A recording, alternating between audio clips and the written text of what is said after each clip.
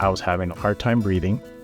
My chest was very heavy, as if somebody was sitting on it. I took one step and I passed out. They said this is a life-threatening situation and this needs to be taken care of immediately.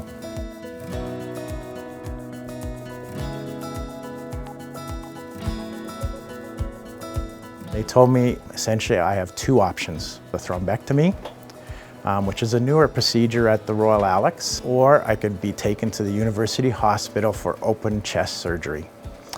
I very easily chose the thrombectomy, and they inserted a tube up through my artery, through my heart, and then started vacuuming my lungs.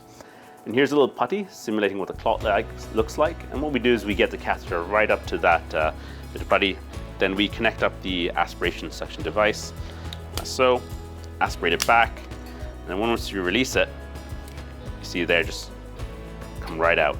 The best way to think of it is like it's image-guided surgery. So through a very small incision, we're able to get to where we need to go. We assess what the situation is. So in David's case, for example, he had lots of clots in his lungs, and we were able to suck all of that out. This is us after us doing the treatment. So you can see all those clots, all those areas that were previously full of something are now nice and clear.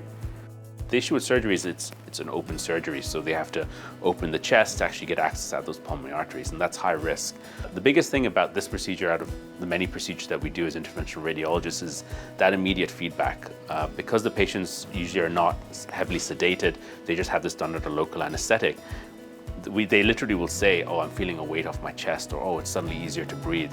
And that's almost instantaneous. This is a game changer. When you take a look at the two choices I had, a thrombectomy or open chest surgery, I was out of the hospital in 4 days and I had barely any noticeable symptoms. I could breathe normally and I could carry on.